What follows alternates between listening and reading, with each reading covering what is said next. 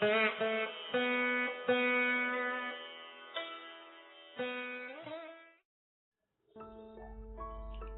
हो, स्वामीजी कन्याकुमारी येथे पोहोचले होते.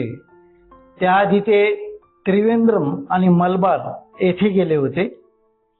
त्याचप्रमाणे एर्नाकुलमहून त्रिवेंद्रमला जात असताना त्यांना निसर्गाची सोबत होती आणि त्या निसर्गामध्ये त्यांना ईश्वराची प्रचिती आली. कन्याकुमारीला नुकतेच त्यांनी देवीचे दर्शन घेतले होते. येथपर्यंत आपण मागील भागात पाहिले होते. कन्याकुमारीला तिथे पोहोचल्यानंतर भली पहाट होती. फेरफटका मारण्यासाठी स्वामीजी मोठ्या रस्त्यावरून जात होते. पाऊस झिमझिम असा सुरू होता. थोडासा जास्त वाढला. वातावरण आल्हाददायक होतं, पण त्यांनी एका पडवीचा आसरा घेतला. पावसाच्या शिडकावामुळे जवळच्या दुकानाच्या शेडमध्ये ते जाऊन बसले आणि तेव्हा त्यांची चाहूल लागून पडवीतील मनुष्य झोपेतून जागा झाला आणि उठून बसला. तो म्हणाला, कोण आहे रे बाबा? मग स्वामीजी म्हणाले, पाऊस पडतोय, इथे आडोशाला थांबलोय. ओय हिंदू मंग, आजी स्वामी, या इकडे वर घरात या, जिन्यातून वर या. तो म्हणाला. बोलण्यावरून तो अर्थातच केरेळियन वाटत होता. त्यानं घराचं दार उघडलं. सतरंजी, त्यानंतर पातळसं पांघरून आणून ठेवलं. उशी आणून ठेवली. स्वामीजी म्हणाले, कशाला एवढा त्रास? असं म्हणत असताना मध्येच वाक्य तोडून तो म्हणाला, माझं नाव सॅम्युअल मॅथ्यू, एक छोटं हॉटेल चालवतो. मी तुम्हाला कॉफी दिली तर नाही म्हणू नका. प्रवासाच्या थकव्यानंतर असा सुखद अनुभव स्वामीजींना कधी कधी येत होता. जवळच सागराने रौद्र रूप घेतले होते. विचारांच्या म्हणजे लाटा उसळत होत्या. मात्र त्याहूनही अधिक विलक्षण वेगवान लाटा स्वामीच्या अंतःकरणातही उसळत होत्या. स्वामीजी मंदिरालगतच्या समुद्राच्या काठावर गेले. त्यांनी चौफर आणि समोर नजर फिरवली आणि काही कळण्याच्या आतच त्या खळाळत्या समुद्रात त्यांनी धाडकन उडी घेतली. समुद्राला सरावलेले नावाडी सुद्धा आश्चर्यचकित झाले. समुद्रात उसळणाऱ्या लाटा तर होत्याच, पण पाण्यात असणारे जलचर प्राणी ते धोकादायक होते, जे शार्क माशा आणि सुसरी पण होत्या. पण ते सुखरूप खडकावर पोहोचले आहेत आणि काही कोळी होडीमध्ये त्यांच्या मागे गेले आहेत. खडकावर स्वामीजी पोहोचल्यानंतर त्या कोळ्यांनी त्यांना विचारलं, स्वामीजी, आपल्या खाण्यापिण्याची व्यवस्था काय? स्वामीजी म्हणाले, जर देणार असताल तर थोडी शहाळी आणि काही दूध द्या, एवढं पुरेसं आहे. पुढे 3 दिवस आणि 3 रात्री म्हणजे 27, 28, 29 डिसेंबर 1892 मध्ये स्वामीजी चिंतनात होते. त्या वातावरणात होते. ते वातावरण कसं होतं तर चहूबाजूंनी खडकावर आदळणाऱ्या लाटा समुद्राच्या होत्या. त्याच बाजूला आजूबाजूला अरण्य नव्हतं, झाडझुडपे नव्हते, सावली नव्हती. त्याचप्रमाणे डोक्यावर उघडे आकाश, तर सूर्याचे ऊन प्रखर दिवसा असायचे, तर रात्री किर्र अंधार आणि निर्मनुष्य खडक आणि घोंगावणारा वारा यांची सोबत होती. आणि या वातावरणात स्वामीजींचे चिंतन चालू होते. याआधी बऱ्याच वेळा स्वामीजींनी चिंतन केले होते, दिवस चिंतन केले होते, पण आताच्या ह्या चिंतनाचं स्वरूप आणि तिथलचं वातावरण फारच वेगळं होतं. म्हणून आपण त्याला ध्यान जगन्मातेचे, चिंतन भारत मातेचे असं म्हणूया. समाजातील अज्ञान, दुःख, दारिद्र्य दूर कसे होणार? भारताचे पुनरुत्थापन कसे होणार? हिंदू धर्माला नवे स्वरूप देऊन निद्रित समाजाला जागे कसे करता येईल? अशा प्रश्नांचे चिंतन स्वामीजींच्या मनात सुरू झालेले आहे. देशातील संन्यासी संप्रदायातील संन्यासापेक्षा हा वेगळा संन्यासी होता, जो भारत मातेचं चिंतन करत होता. खरं पाहता स्वामीजी कन्याकुमारी येथे काही वेळ देवी समोर ध्यानस्थ बसले होते, पण थोड्या वेळाने बाहेर आल्यानंतर त्यांना ते वाळवंटात चोफेर नजर फिरवली. त्यावेळेस त्यांना 2 प्रचंड शिलाखंड दिसले. समुद्रात काही अंतरावर ते होते. आपण गेलो तर नीरव शांतता आणि तिथे चिंतन करता येईल असा विचार त्यांच्या मनात आला आणि त्या ठिकाणी आपण चांगल्या प्रकारे चिंतन करू शकू आणि म्हणून तेथे जायचं असं ठरले. पण नावड्यांना देण्यासाठी 10 पैसेही त्यांच्याजवळ नव्हते, म्हणून त्यांनी काही मागचा पुढचा विचार न करता धाडकन उडी घेतली होती. पदचिन्ह होतं आणि अर्थात तिथे पार्वतीने शंकराची तपश्चर्या केली होती आणि शंकरासाठी म्हणजे तपश्चर्या केली होती. या खडकाला श्रीपाद शिला असे नाव आहे. भारत भ्रमणातील अनुभव, भारत वर्षाचा इतिहास अशा या तेजस्वी पटलावर भारताची बऱ्याच शतकापासून झालेली अवनती का झाली आणि हे सगळं चित्रपटाप्रमाणे त्यांच्या डोळ्यासमोर जाऊ लागलं. केवढा हा विशाल देश, केवढा हा प्राचीन इतिहास आणि त्या इतिहासातील चढउतार, ऋषींनी आपल्याला दिलेली आध्यात्मिक देणगी, हे सारे जगाला हेवा वाटणारे आपल्याकडे आहे. ते धन आहे. हा अमोल वारसा लाभलेला भारत आज आपली काय अवस्था झालेली आहे, आपली अस्मिता हरून बसला आहे. यामुळे ते व्यथित झाले होते आणि अवघा मानव जातीने स्वीकार करावा अशी आध्यात्मिक मूल्ये आपल्याकडे आहेत. अभिमानाने छाती भरून यावी असा हा वारसा आपल्याकडे आहे. तो आपण का विसरू? वर्तमान काळातील घोर दुर्दशा काळाचा हा चित्रपट त्यांच्या डोळ्यासमोरून पुन्हा जाऊ लागला. शतकानुशतके सर्वसामान्य माणसाकडे दुर्लक्ष होत राहिले आहे. प्राचीन काळातील ऋषींनी श्लोकबद्ध करून अध्यात्मिक विचार, नैतिक आणि सामाजिक मूल्ये सर्वसामान्यापर्यंत आणि जाईल याची व्यवस्था केली होती. पण ते संस्कृत भाषेत असल्यामुळे त्यांना थोड्याशा मर्यादा पडल्या होत्या आणि त्यामुळे सर्वसामान्य माणूस ह्या सर्व तत्वज्ञानापासून, नैतिक आणि सामाजिक मूल्यांपासून वंचित राहिला होता. खरं तर धर्म हा भारताचा प्राण आहे, होता. विशुद्ध सनातन या धर्मामध्ये दंतकथा आणि रूढींची जी भेसळ झाली होती ती उपटून टाकायला हवी आणि भारताच्या या सर्वोच्च आध्यात्मिक चेतनेमुळेच तो विश्वाचा मार्गदर्शक बनला आहे. विश्वाच्या सभ्यतेचा, संस्कृतीचा केंद्रबिंदू झाला आहे आणि सर्व जग भारताकडे आध्यात्मिक दृष्ट्या प्रगत असल्यामुळे आशेने पाहत आहे. भारतीय संस्कृती त्याग आणि सेवा यावर आधारलेली आहे. प्रेम ही त्याची शिकवण आहे. सत्य धर्माची पहिली शिकवण नरातून नारायण दर्शन हे आहे. मानव सेवा हीच ईश्वर सेवा हे पण एक व्रत आहे आणि हे सगळं हिंदू धर्मामध्ये असल्यामुळे हे व्रत सांगणाऱ्या मूळ हिंदू धर्माचं पुनरुत्थान कसं करावं हा स्वामीजी समोर चिंतनामध्ये महत्वाचा प्रश्न झाला आहे. पण हे सर्व काम करायचे कसे? या कामासाठी माणसे मिळतील कसे? आणि मिळतील ते वेगवेगळ्या भागामध्ये मिळतील, मग त्यांच्यापर्यंत आपण पोहोचायचं कसं? त्यांचा विश्वास आपण संपादन करायचा कसा? आणि त्यांना एकत्र आणून कार्याची उभारणी करायची कशी? हे सगळे प्रश्न स्वामीजी समोर होते. हे प्रश्न मूलभूत होते. आणि बरं, त्यासाठी पैसा हवा. हा पैसा आपल्या गरीब देशामध्ये कसा मिळणार? हा पैसा आपल्याला मिळवण्यासाठी आपल्याला दुसरी काहीतरी व्यवस्था करावी लागत असेल हे स्वामीजींच्या मनात आले होते.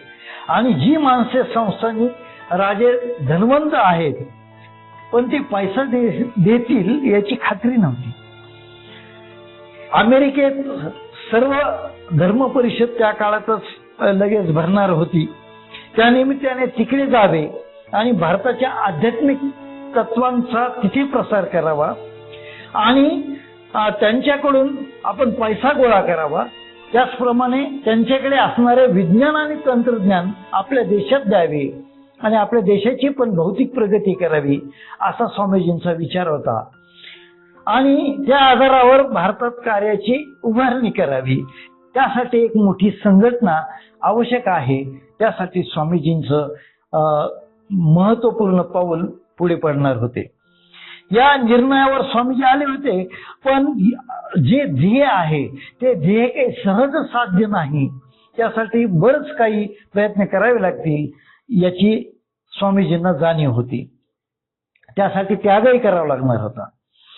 आणि स्वामीजींनी विचार केला की आपण पश्चिमेकडील देशांना असे पटवून देऊ की भारताचे स्वास्थ्य टिकवून ठेवणे हे सर्व जगाच्या दृष्टिकोनातून योग्य आहे आणि हिताचे आहे.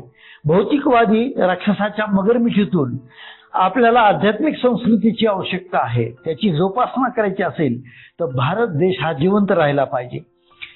हे दृश्य त्यांच्या समोरून तरळून गेले आणि हे लक्षात आलं की पाश्चिमात्य देश हे आशावादी, समृद्ध, उदार, प्रगत, वैज्ञानिक दृष्ट्या पुढारलेले, आर्थिक दृष्ट्या प्रगत असे आहेत.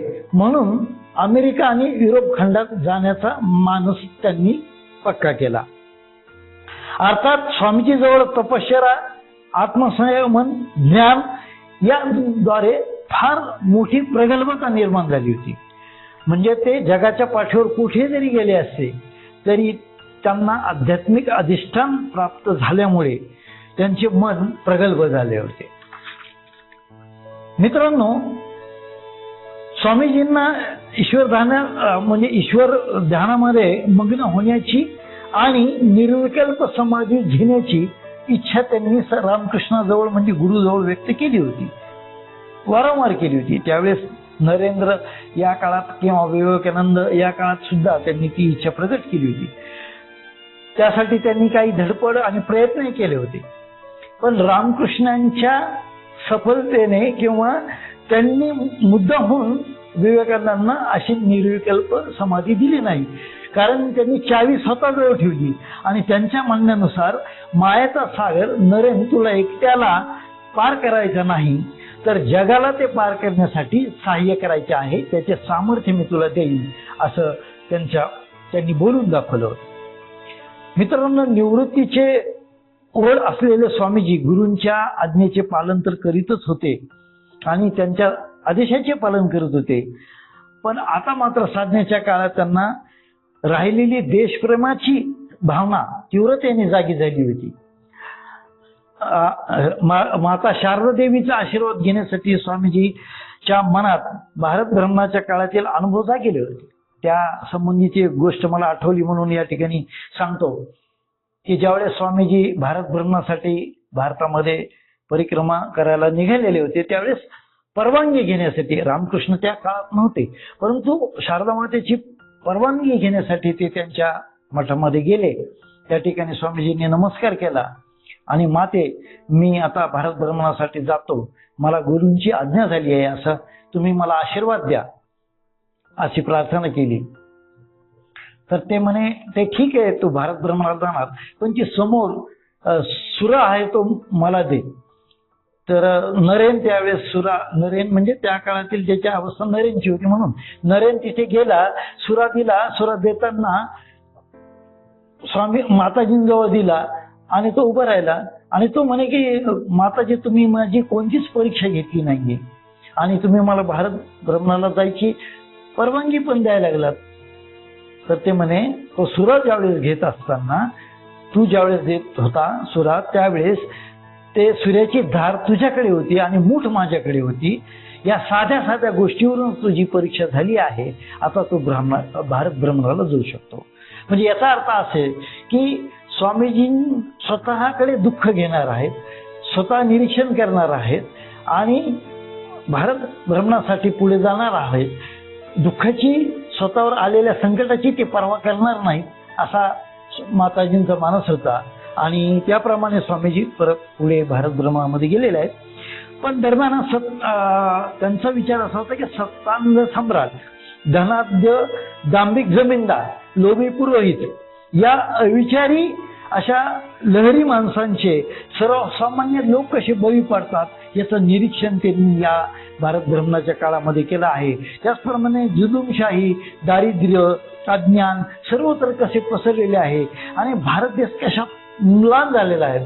मित्र, परदेशामध्ये त्या काळामध्ये भारताबद्दल फार वेगळ्या प्रकारची प्रतिमा त्यांच्या मनात झाली होती की भारत हा दगडाधोंड्यांचा देश, सापामुंचांचा देश, आदिवासी लोकांचा देश आणि अप्रगत, अत्यंत गलिच्छ, अस्वच्छ अशा प्रकारची भारताची प्रतिमा त्या ठिकाणी झाली होती. पण स्वामीजींनी ही प्रतिमा सुद्धा बऱ्याच अंशी म्हणजे पुसली आहे.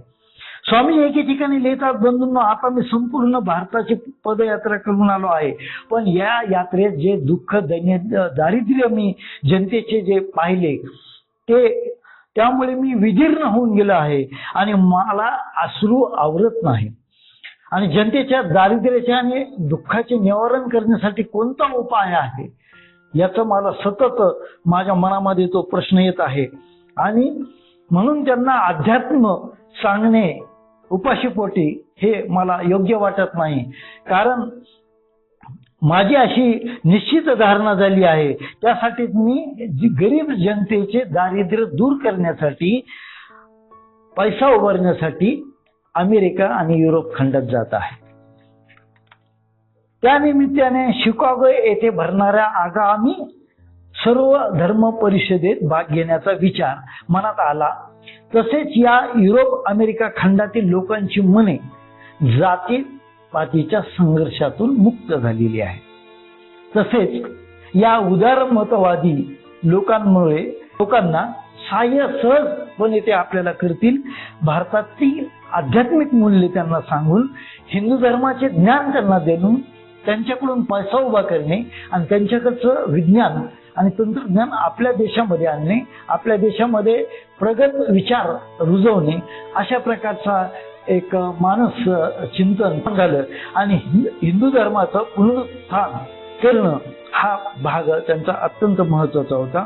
भारतात पैसा पाठवता येईलच, पण भारताची प्रतिष्ठा जगात वाढेल आणि त्यामुळे भारताच्या जनसामान्यात आत्मविश्वास जागृत होईल आणि आत्मविश्वास जागृत झाल्यामुळे ते स्वतः कार्यप्रवण होतील आणि खऱ्या अर्थाने वेदांताचं आचरण आपल्या देशामध्ये होईल असं त्यांना वाटलं.